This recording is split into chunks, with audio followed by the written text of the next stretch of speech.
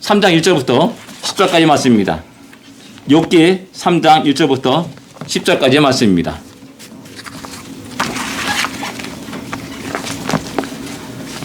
같이 교독하겠습니다. 1절부터 10절까지 교독하겠습니다. 제가 1절 읽겠습니다. 그 후에 욥이 입을 열어 자기의 생일을 저주하니라. 욥이 입을 열어 이르되 내가 낱날이 멸망하였더라면 산에 아이를 베었다 하던 그 밤도 그리하였더라면 그날이 캄캄하였더라면 하나님이 위에서 돌아보지 아니하셨더라면 빛도 그날을 비추지 않았더라면 어둠과 죽음의 그늘이 그날을 자기 것이라 주장하였더라면 구름이 그 위에 덮였더라면 흑암이 그날을 덮었더라면 그 밤이 캄캄한 어둠에 잡혔더라면 해의 날수와 자릿수에 들지 않았더라면 그 밤에 자식을 베지 못하였더라면 그 밤에 슬거운 소리가 나지 않았더라면 나를 저주하는 자들을 곧 리워야단을 격동시키기에 익숙한 자들이 그 밤을 저주하였더라면 그 밤에 새벽별들이 어두워졌더라면 그 밤에 광명을 바랄지라도 얻지 못하며 동틈을 보지 못하였더라면 좋았을 것을 이는 내 모태임을 닫지 아니하며 내 눈으로 환난을 보게 하였습니다. 아멘. 광고 하나 있습니다. 이게 교회에서 만든 단체티입니다. 예. 이 단체티가 준비됐습니다. 저기 상자에 남자, 여자, 아이들 거 이렇게 됐는데 이걸 가져가시고 다음 주에 오실 때 회비 5불씩 내시면 됩니다. 회비 5불씩 갖고 오시면 됩니다. 그리고 지금까지 해왔던 것처럼 오신 분들에게 가정당 30불씩 이렇게 환불해드리고 차관을 딸 수 있도록 하겠습니다. 그 이상 되는 것은 본인들이 알아서 지불하시면 되겠습니다.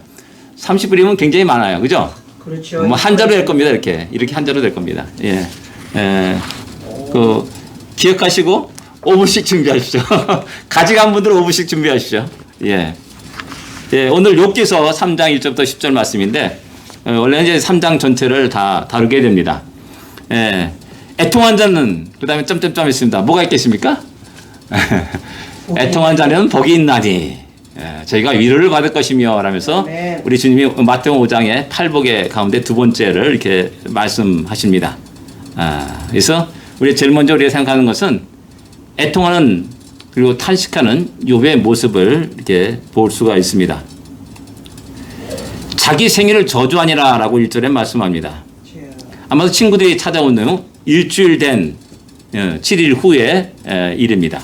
드디어 이제 입을 열어서 제일 먼저 입을 열어서 하는 말이 자기 생일을 저주하면서 그날에 태어나지 않았더라면 그날이 흑암이었더라면 이렇게 쭉 길게 말하고 있습니다. 이런 욥의 모습은 3장의 모습은 우리를 당황케 합니다. 왜냐하면 1장에서 하루아침에 모든 재산과 자신을 다 잃어버립니다. 그럼에도 불구하고 욥은 땅에 엎드려 하나님을 경배하고 예배하고 내가 모태에서 알몸으로 나왔고 또 알몸으로 돌아갈지라 주신 이도 여호와이시오 거두신 이도 여호와시라 그 이름을 찬송받으리라 할지로지니라 라고 이렇게 고백합니다. 그 모습과 3장의 모습은 정반대의 모습입니다. 또 이것뿐만 아니라 2장에서 또 역시 마찬가지로 온몸에 피부에 걸려가지고 그 질그릇 조각을 가지고 득득 긁으면서 그 고통을 이겨나가려고 애를 쓰는 욥의 모습을 보면서 그의 아내가 차라리 저주하는 그런 저자고 뭐 저주해라 뭐 그런 얘기를 합니다. 그럼에도 불구하고 우리가 하나님께 복을 받았으니 화도 받지 않겠느냐라면서 입술로 죄를 범하지 않았다라는 사실을 이야기합니다. 이런 고백은 우리를 참 감동케 합니다. 야, 나도 그런 믿음 속에 그런 고백을 하기를 원하는 그런 마음이 일어납니다. 근데 딱 3장이 넘어가면서 완전히 정반대가 되는 겁니다. 아니 어떻게 이럴 수가 있는가? 라는 그런 생각이 들 때도 있습니다. 그래서 우리를 당황케 하는 겁니다. 생일 저주합니다. 차라리 태어나지 않았으면 더 좋았을 텐데 라는 그런 욥의 그 심정을 말하고 있는 거죠. 아픔과 탄식과 눈물의 욥의 모습을 상상할 수가 있습니다. 이런 욥을 대할 때마다 야 어제는 그렇게 위대한 신앙 고백을 하면서 오늘 이렇게 정반대의 모습을 갖고 있느냐라고 욥을 비난하고 정죄할 수도 있습니다. 그러나 또 한편으로는 야, 얼마나 힘들고 어렵고 고통스럽기에 저렇게 말할 수 있는가 라면서 그 욥을 좀 마음을 이해하려고 하는 그런 사람도 있습니다. 이런 욥의 모습은 결국 우리에게 무엇을 말하냐면 욥 그는 연약한 인간일 수밖에 없다는 사실을 이야기하는 겁니다. 이런 연약한 인간일 수밖에 없는 그 욥의 모습을 보면서 이것이 다른 사람의 모습이 아니라 바로 오늘 살아가는 나의 모습, 우리의 모습이라는 것도 역시 우리는 인정해야 되고 또한 고백할 필요가 있다는 사실입니다. 이런 어려움을 통해서 욥은 그동안 자기의 인격으로, 인품으로 또 화려한 옷으로 살짝 모든 것을 감춰 놓았습니다. 자기 연약한 부분을 감춰 놓았습니다. 근데 이런 모든 것들은 결국 어려울 때, 힘들 때 결국 다 드러나게 되는 겁니다. 잘 나갈 때는 모릅니다. 또 부자일 때는 모릅니다. 또 유명하거나 인기가 좋을 때는 다 그 사람이 좋은 인품을 가지고 살아가는 사람 같아요. 근데 어렵게 되고 실패하고 넘어지게 되면 그 본색이 다 드러나는 것이 우리 인간사에 많이 일어나는 것을 갖다 볼 수가 있습니다. 어떤 사람이 그러더라고요. 호스피스이라는 사람인데 그 사람이 한 얘기 기사를 읽었어요. 자기 수많은 죽음을 맞이한 사람들을 상담하고 함께 있으면서 느낀 게 뭐냐? 죽음에 대해서 제일 준비 안 된 사람이 목사라는 겁니다. 그 말 듣고 제가 상당히 부끄럽습니다. 아니 늘 날마다 장례식 예배 드리고 또 위로하고 근데 정작 자신은 죽음에 대해서 전혀 준비 안 됐다는 것. 그리고 죽음의 입장에 딱 닥쳤을 때 살려고 발버둥치는 생에 대한 집착을 갖고 있는 그런 모습을 그 호스피스 그 사람이 이제 기사 인터뷰에서 쓴 내용을 이렇게 오래전에 읽은 적이 있습니다. 그렇습니다. 우리의 지금 아름다운 모습, 저도 이제 여러분이 보기에 멋있는 것 같지만은 그러나 전혀 다를 수가 있다는 겁니다. 저도 연약한 모습, 교활한 모습, 어떻게 보면 그 당시에 어려움을 피하려고 도망하려고 하는 그런 비겁한 모습도 보일 수밖에 없는 것이 나의 모습이요, 우리 인간의 모습이라는 사실입니다. 근데 이런 욥과 같이 극과 극의 연약한 모습을 보이는 사람이 욥뿐만이 아니라는 겁니다. 성경 여러 사람들 이야기하면서 우리의 인간의 실체의 모습을 우리에게 전해주고 있는 겁니다. 어쩌면 하나님 앞에서 열심히 살아가려고 하는 사람일수록 이런 극단적인 그 좌절과 절망에 빠질 때가 있음을 성경은 우리에게 증거합니다. 대표적인 사람이 모세입니다. 모세는 출애굽기 5장 22절에서 이렇게 말합니다. 하나님은 어찌 나를 보내셨나이까? 라며 탄식합니다. 이게 이제 바로 왕에 처음 나가서 얘기했더니 꿈쩍도 안 해요. 그리고 볕단을 주지 말고 그대로 벽돌을 만들게 하라. 라고 바로 왕이 명령을 합니다. 그것을 듣고 이스라엘 백성이 가서 항의를 합니다. 그러니까 야, 그건 너희들 잘못이야. 라고 말하죠. 그래서 나오다가 모세와 아론을 만나고 야, 너희 왜 쓸데없는 짓을 해가지고 바로의 미임이 되게 했느냐? 라고 이렇게 항의를 합니다. 그때 이제 말하는 내용이 하나님 어째 나를 보내셨습니까? 라고 하는 그런 이야기를 하고 있는 겁니다. 힘이 연약한 모습이죠. 또 민수기 11장에서는 섞여서는 무리가 탐욕을 범합니다. 고기도 먹고 싶고 참외도 먹고 싶고 오이도 먹고 싶고 뭐 생선도 먹고 싶고 막 이런 얘기를 합니다. 그러나 이 광야는 만나밖에 없다 라면서 불평원망을 합니다. 그 얘기를 듣고 모세가 그럼 내가 어떻게 하란 말입니까? 이들이 어떻게 고기를 줄 수 있습니까? 차라리 나를 생명을 거두소서 라고 이렇게 말하는 내용이 나옵니다. 11장에. 얼마나 힘들고 어려우면은 나를 죽여서 이 고난당함을 면하게 하십소서라고 말하냐는 겁니다. 이런 모습도 엘리야에서도 나옵니다. 갈멜산에서 바알 선지자 450명 대결해서 승리를 해가지고 그들을 다 멸합니다. 죽입니다. 근데 그 다음 장에 보니까는 19장에 딱 넘어가면서 이스라엘이 당장 내가 너를 죽이리라 라고 협박합니다. 그 협박에 두려움에 떨어가지고 광야로 도망갑니다. 부엘세바 거기서 하룻길 더 가서 광야로 갑니다. 로뎀나무 밑에 아래 앉아가지고 여호와여 넉넉합니다. 내 생명을 거두소서라고 말합니다. 바로 얼마 전까지는 갈멜산에서 하늘이 불이 떨어져가지고 놀랍게 승리하는 모습을 갖다가 보여줬고 450명 바알 선지자를 다 죽여버렸습니다. 근데 한 여자 이세벨의 협박에 두려워 떨어서 도망가는 그런 모습을 보여주고 있다는 겁니다. 그래서 예리나 그 이어서 말합니다. 나는 내 조상보다 낫지 못하나이다. 자기가 대단한 사람인 줄 알았는데 별 볼이 없는 자기 모습을 보는 겁니다. 두렵고 떨리는 자기 모습을 보여준 거죠. 예레미야에서 똑같이 나옵니다. 예레미야 20장에 보면은 14절 18절에 보면은 욕과 똑같이 생일을 저주합니다.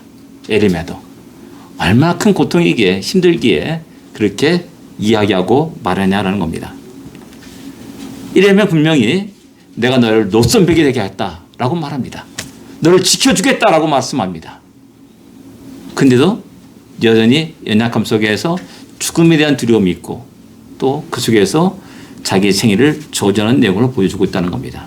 그래서 이런 걸 보면서 나의 연약함이 나만이 아니구나 라는 사실을 위로받기를 원합니다.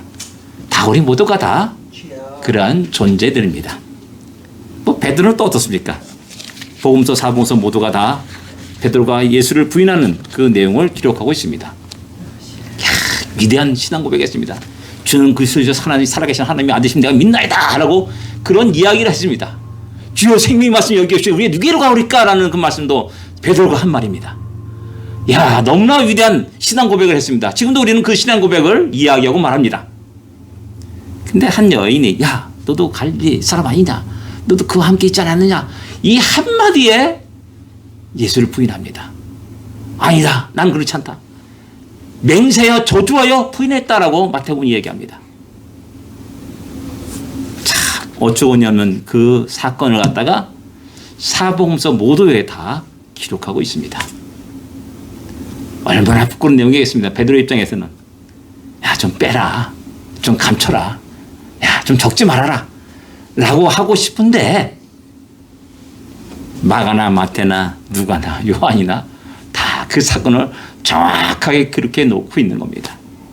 그리고 베드로 자신도 나 이런 사람입니다 라고 이야기하고 고백하면서 살아갑니다. 종교개혁자 마틴 루터도 똑같은 일을 경험합니다. 종교개혁을 이렇게 시행하면서 불신계 로마 카톨릭과 이제 부딪히게 됩니다. 파문을 당합니다. 너무나 힘든 고난의 길을 걸어갑니다.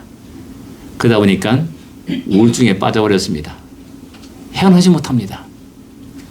그 모습을 보고 부인이 상복을 입었습니다. 그 마틴 루터가 깜짝 놀라서 아니 누가 죽었어요? 돌아가셨어요? 라고 말하는 겁니다. 그 부인이 하는 말이 마틴 루터가 죽었습니다 라는 겁니다. 그 말을 듣고 깜짝 놀라가지고 다시 일어났다라는 그런 일화가 있습니다. 신앙인에게서 이런 자신의 연약함을 깨닫고 고백하고 인정하는 것은 굉장히 중요합니다. 우리는 우리 스스로가 굉장히 강한 자라고 우리 스스로가 굉장히 많은 지식을 가진 자라고 많은 것을 할 수 있는 자라고 떵떵거리면서 우리 연약한 부분을 포장합니다. 포장했더니 어떻게 되느냐? 그 속에는 이제 썩어 들어가는 겁니다. 썩은 냄새가 펑펑 풍깁니다. 그 썩은 냄새를 또 가리기 위해서 잔뜩 지독한 향수를 팍팍팍 뿌리면서 살아갑니다. 그리고 더 아름답게 포장하는 그런 우리의 모습을 볼 수가 있습니다. 그런데 성경은 우리에게 말합니다. 너는 신이 아니야. 인간일 수밖에 없어. 흙으로 지음받은 인간일 수밖에 없어. 연약한 존재일 수밖에 없어. 하나님의 능력과 권능과 하나님을 의지하지 않고는 결코 설 수 없다는 사실을 갖다가 성경에 수없이 말씀하고 있는 겁니다. 그러기에 신앙인의 첫 번째, 그것은 나의 존재의 모습을 정확하게 보는 것입니다. 강한 자가 아니라 연약한 자고, 선자가 아니라 늘 언제나 흔들리는 약한 바람에도 흔들리는 자라는 사실을 바로 보는 것이라는 사실입니다.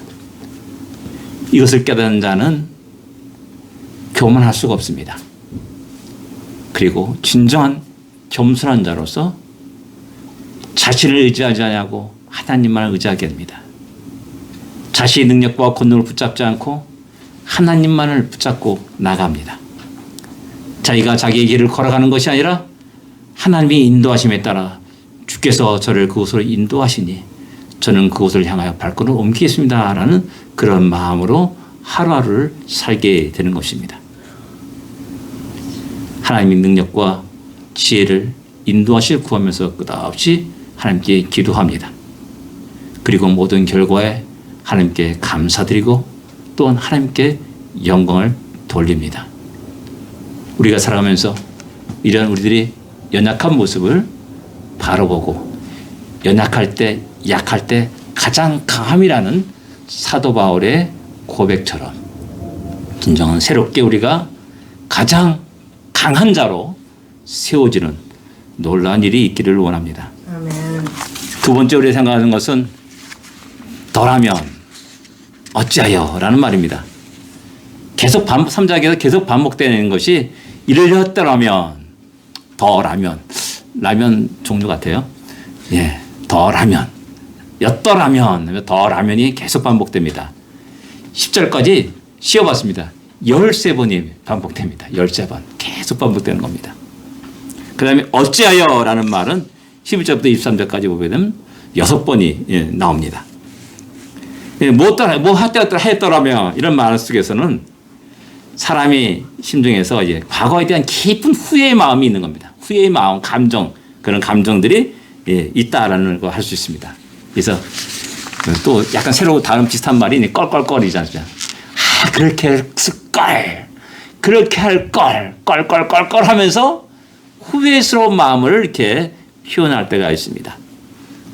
어찌하여라는 이 말씀 속에는 우리의 발행과 정반대로 되는 그런 모습을 보면서 안타까운 마음입니다. 아니, 어째 그런 일이 발생했느냐? 어째 이렇게 됐느냐? 라는 이런 안타까운 마음을 이게 표현하는 말이라 할 수 있습니다. 이런 말도 우리 쉽게 얘기하셨습니까? 어려울 때, 힘들 때, 아픔이 있을 때마다 아유, 차라리 그때 죽었어야 되는데 죽었더라면 어찌야 내가 지금까지 살아있는가? 뭐 이런 식의 이야기를 말하고 또 이야기 나눕니다. 우리 대한민국 역사 속에서 6.25 전쟁이 있었습니다. 중공군이 개입하지 않았더라면 통일이 이루어졌을 텐데 어찌하여 개입하였는가? 뭐 그런 얘기도 합니다. 그래서 분단의 아픔을 지금도 갖고 있고요.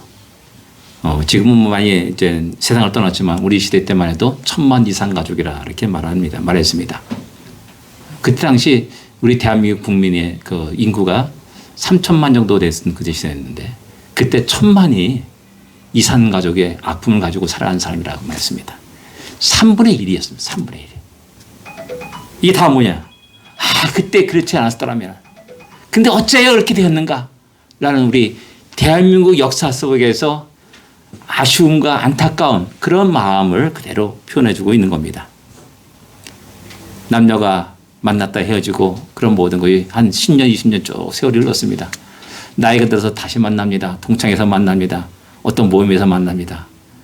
근데 어떤 사람 잘 되고 어떤 사람 못 되고 뭐 이런 뭐 너무나 많은 이야기들이 일어나게 됩니다. 그럴 때 하는 얘기 뭡니까? 그때 왜 헤어졌는가라는 후회함을 얘기하고요. 뭐 여러 가지 그런 이야기를 합니다. 계속 조금 참았더라면, 계속 만났었더라면 하는 이런 아쉬움들을 이야기하고 말합니다. 또 요즘 또 이게 주식이 이제 땅에 떨어졌지만은 비트코인 5년 전만 샀더라도 5년 전만에 싸게 샀더라도 한 주에 몇만 불의 이익을 취할 수가 있었죠. 지금 한 2만 불 때인데 5년 전만 해도 한 1,000불 이하였다고 기억하는데요. 그때 막 그냥 왕창 사놨으면은 지금 놀고 먹어도 되는 겁니다. 그때 그랬었더라면 이런 아쉬움이 있는 거죠. 후회함이 있는 거고요. 어째 내가 그거 사지 못했을까? 이런 안타까움이 있는 거고요. 테슬라 주식도 마찬가지입니다. 5년 전에 테슬라 주식이 어땠습니까? 상당히 쌌었죠. 근데 이게 그러면서 시간 지나고 나서 아쉬움과 후회스러움, 그러면 안타까움들을 표현하는 말이죠. 우리 어머니, 할머니, 할아버지, 할머니 시대는 참으로 힘들고 어려운 시대를 살아왔습니다. 그래서 여러 가지 과거 옛날 이야기를 많이 자녀들에게 이야기했고 손자들에게 이야기했습니다. 그래요. 내 때는 나 때는 말이야 하면서 나 때를 얘기했습니다. 그렇다고 후대 사람들은 편안한 시대를 살아가고 있느냐? 아니라는 거죠. 왜? 홀로코스터의 그 아픔이 그 시대로 끝나는 것이 아니었습니다. 이스라엘은 지금도 그 홀로코스터의 그 영향을 받고 있다라고 말합니다. 아직도 그 아픔이 상처로 남아 있어요. 누구에게? 자기의 상처가 자녀들에게, 손자들에게 계속 전달되고 연결되어서 이스라엘 전체가 그런 슬픔의 역사를 놓지 않고 지금도 가지고 있는 것이라는 사실입니다. 고난을 당한 자는 그 원인을 찾으려고 애를 씁니다. 그 원인을 찾아가 거슬러 올라가다 보면은 결국 자기 자신이 태어난 것이 잘못이었다라는 사실을 이야기하고 말합니다. 바로 욥이 그러한 것이라 말할 수가 있습니다. 오늘이 너무나 힘들기에, 너무나 아프기에, 너무나 괴롭기 때문에 차라리 태어나지 않았었더라면 좋았을 것을 이렇게 이야기하고 있는 겁니다. 근데 어째 내가 태어났는가? 어째 내가 지금까지 건강하게 살아왔는가? 라는 그런 이야기를 하는 거죠. 욥의 고백이 바로 그런 겁니다. 그런데 이 모든 것들은 내가 아무리 생각하고 연구해도 그 상황을 바꿀 수가 없다는 것입니다. 바꿀 수 없는 영역인데 내가 바꿀 수 있느냐? 고민하고 생각하고 깊이 연구하고 밤잠을 못 이루면서 생각하고 연구하는 겁니다. 얼마나 쓸데없는 일이겠습니까? 이렇게 깊게 하다 보면은 결국 내 삶의 의미도 잃어버리게 되는 겁니다. 또 다른 불신앙에 푹 빠져서 헤어나지 못하는 겁니다. 왜? 그 영역은 하나님의 영역입니다. 하나님의 절대 주권 아래에 있는 영역입니다. 근데 왜 계속해서 불평불만하며 어둠 속에 사냐라는 겁니다. 우리 어렸을 때 미국은 천국이라 생각했습니다. 왜 찌질하게 이 가난한 대한민국에 태어나가지고 미국에 태어나서 얼마나 좋을까 뭐 이런 얘기를 우리 어렸을 때 많이 했습니다. 좀 부잣집에 태어나서 얼마나 좋을 거야. 가난하게 태어나가지고 찌질 고생한다. 뭐 그런 얘기도 했습니다. 뭐 제 얘기예요, 제 얘기. 저는 아버지라는 단어를 아버지 불러본 적이 없습니다. 왜? 아버지가 일찍 돌아가셨기 때문에. 독재였기 때문에 친척도 없었습니다. 제일 가까운 친척이 육촌이에요, 육촌. 사촌도 아니라 육촌이 제일 가까운 친척이에요. 우리 할아버지 이제 다른 형제 가족들이. 그래서 우리 아버지가 좀 살아계셨으면 이런 생각도 많이 했었습니다. 그런 나의 현실에 대해서 불평과 원망을 하면서 힘없이 아무 소용 없이 살았던 것이 저의 중학교, 고등학교, 대학교 예수 믿기 전까지 삶이었습니다. 그러다가 79년에 5월 13일 날 세례받고 예수를 영접하고 제 삶은 완전히 바뀌게 됐습니다. 지금까지 내가 아버지라고 불러본 적이 한 번도 없었는데 하나님 아버지라는 그 말을 내뱉는 순간에 내가 너무나 놀랐습니다. 내게 아버지가 있구나 라는 그 사실입니다. 육신의 아버지는 없지만은 그러나 나의 아픔과 고통과 슬픔과 모든 탄식의 모든 것을 알고 계시는 나의 하나님 아버지가 계시는구나라는 사실을 깨닫고 그 아버지라는 단어 앞에서 내가 눈물을 흘린 적이 있었습니다.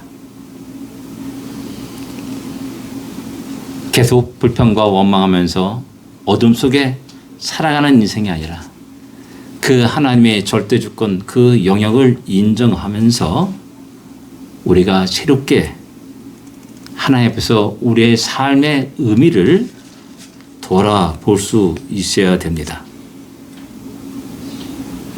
고통 속에서 우리는 힘들어하고 지치고 쓰러질 때가 있습니다. 병에 지칠 때가 있습니다.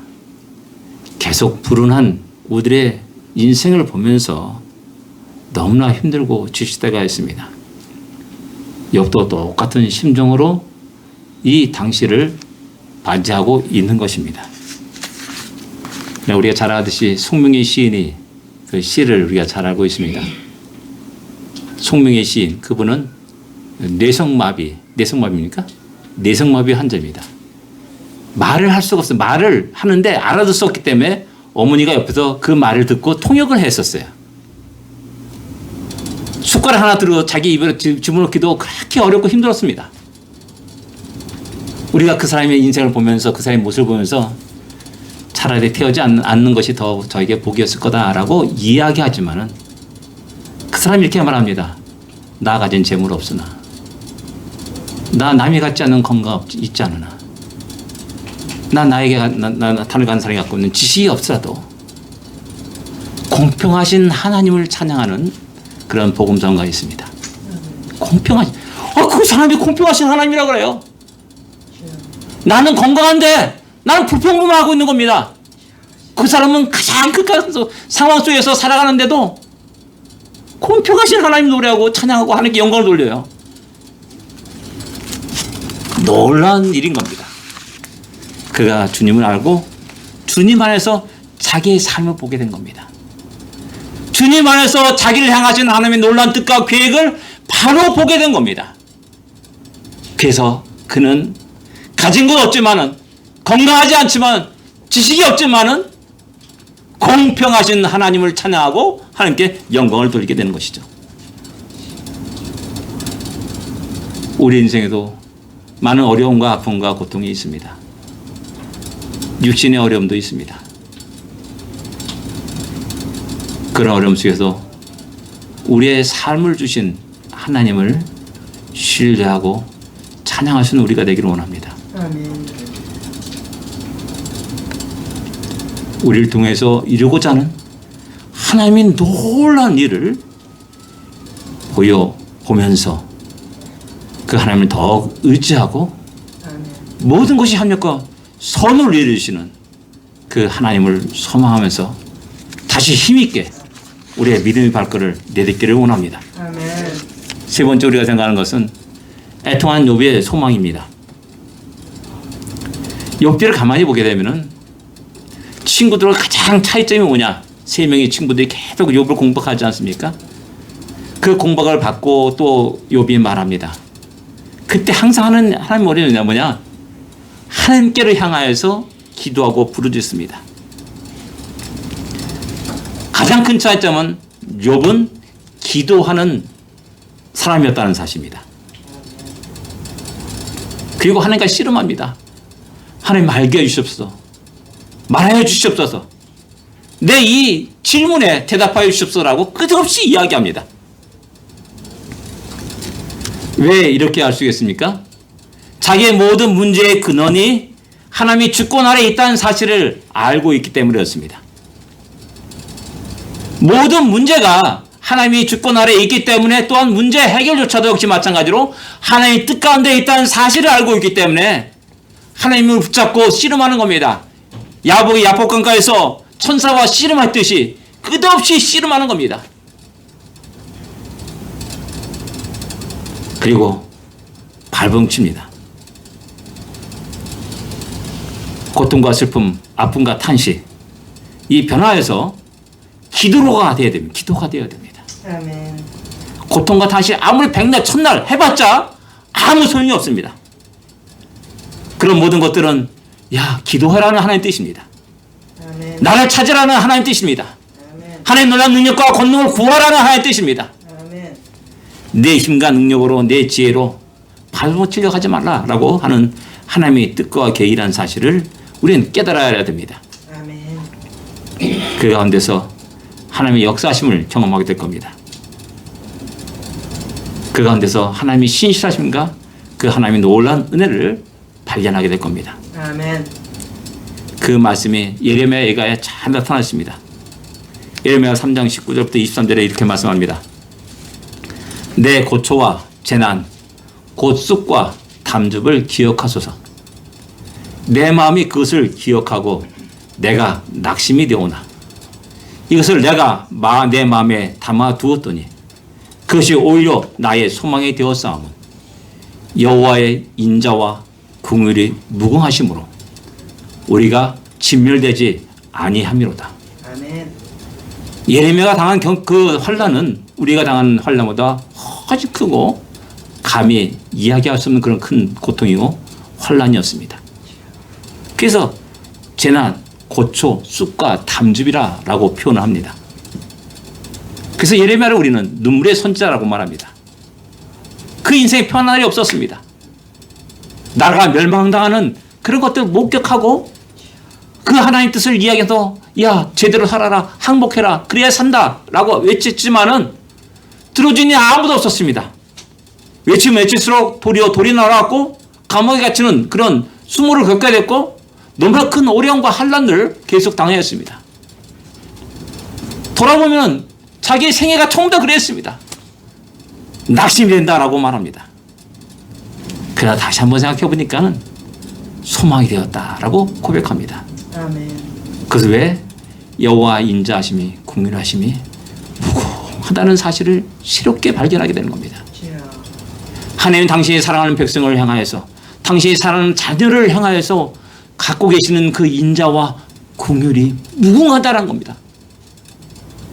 쬐쬐한 한 주먹거리 그게 아니라 이 온 우주 만물 천하보다 더 풍성한 더 크고 위대한 인자하심과 긍휼하심을 쏟아 붓고 있다는 사실을 발견하게 됩니다. 그리고 이어서 말합니다. 이것들이 아침마다 새로우니 주의 성실함이 크도소이다 라고 이렇게 고백합니다. 아멘. 아침마다 새로우니 맨날 떠오르는 태양을 보고 주여 주의 성실이 크도소이다 라고 고백하는 것이 아닙니다. 아침마다 새롭다는 이 말은 이스라엘 백성들이 아침마다 저녁마다 하나님께 번제를 드렸습니다. 제사장들이. 그 사실을 보면서 그 예배 속에 하나님의 인자와 긍휼하심이 무궁하시구나 라는 사실을 새롭게 발견하게 됩니다. 주의 말씀이 우리 안에 있습니다. 우리가 날마다 아침마다 주의 말씀을 펴서 읽을 때 바로 그겁니다. 아침마다 새롭다고 말하는 겁니다. 주의 말씀이 새롭습니다. 주의 약속이 새롭습니다. 염려하지 마, 두려워하지 말라, 근심하지 말라, 강고 담대하라. 이런 말들이 끝없이 성경에 펴서 읽는 모든 사람들에게 눈에 보입니다. 아멘. 이것이 아침마다 새롭다는 말입니다. 그 속에서 주의 성실함이 크십니다. 라는 그런 고백을 합니다. 우리 주님도 말합니다. 애통한 자는 복이 있나니 저희가 위로를 받을 것이며 라고 말씀합니다. 역시 욥은 23장 10절에 내가 가는 길을 그가 아시나니 그가 나를 단련하신 후에 내가 순금같이 나오리다 라고 이렇게 고백합니다. 그 사실을 알고 있어요. 말하고 있어요. 근데 오늘 현실이 너무나 어렵고 힘듭니다. 그래서 생일을 저주하는 겁니다. 그러나 결국 하나님은 자비와 긍휼이 무궁하시기 때문에 그를 통해서 당신의 영광을 받으시기를 원하기 때문에 아멘. 그를 새롭게 빚어가고 단련시켜 나가고 결국 점검으로 빚어가신다는 사실입니다. 아멘. 그리고 이어서 42장 5절에 내가 주께서 대하여서 귀로만 들었사온데 이제는 눈으로 배웠나이다 라고 이렇게 고백합니다. 들은 풍월뿐만 아니라 진짜 하나님의 역사심을 보고 경험하는 겁니다. 아멘 주여. 그래서 자기의 모든 아픔과 탄식과 고통 속에서도 주여 영광을 받았어라는 그런 고백이 흘러나올 수밖에 없는 겁니다. 욥은 그 아픔과 고통의 소망을 세상에서 찾은 것이 아닙니다. 돈과 명예와 권력에서 찾지 않았습니다. 하나님을 붙잡고 씨름하였고 부르짖었고 기도했습니다. 그래서 그의 모든 것이 새롭게 되었고 새로운 차원의 믿음 생활을 할 수 있었음을 욥기는 우리에게 이야기하고 있는 겁니다. 오늘 살아가는 우리 모두에게도 혹시 이런 좌절과 절망이 피곤함이 아픔이 있지 않습니까? 다시 주님을 바라보기를 원합니다. 아멘. 기도하겠습니다.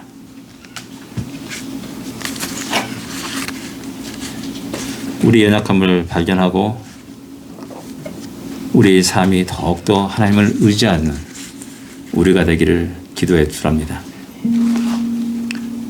우리의 고통과 아픔이 기도로 변하기를 위해서 또 기도할 줄 압니다. 그 기도 속에 하나님 뜻과 계획을 알아가고 또한 모든 것 하나님께 영광을 돌리며 하나님을 찬양하는 우리 앞으로의 남은 인생이 되기를 위해서 기도할 줄 압니다. 기도하겠습니다.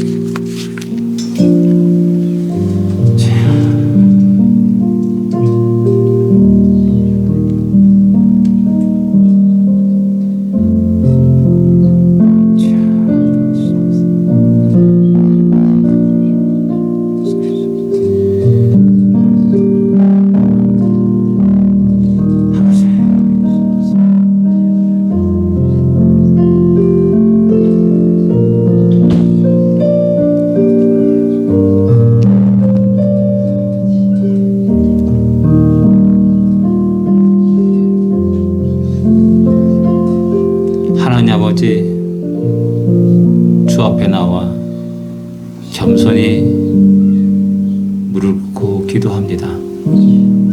하나님, 너무나 아픕니다. 하나님, 너무나 힘듭니다. 너무나 피곤합니다. 도와주시옵소서. 함께하여 주시옵소서. 이 시간 우리가 온전히 주님만을 의지합니다. 주의 능력으로 우리들의 연약한 부분들이 치료되게 하여 주십시고 새로워지게 하여 주십소서. 오직 주님만을 바라보며 의지합니다. 주여 역사하여 주십소서. 그리고 우리의 발걸음을 인도하여 주십소서. 우리의 생명 다하는 그날까지 주의 도우심과 인도함에 따라 살기를 원합니다. 우리의 연약함을 의지하지 않은 어리석은 자가 되지 않게 해주시고 오직 전능하신 우리 하나님만을 의지하며 바라보며 소망을 두고 살아가는 진정한 강한 자로 다시 거듭나게 하여 주시옵시고 다시 한번 날마다 순간순간마다 주님만을 바라보고 의지하며 나가는 우리 발걸음이 되게 하여 주옵소서. 예수님으로 간절히 기도드립니다. 아멘.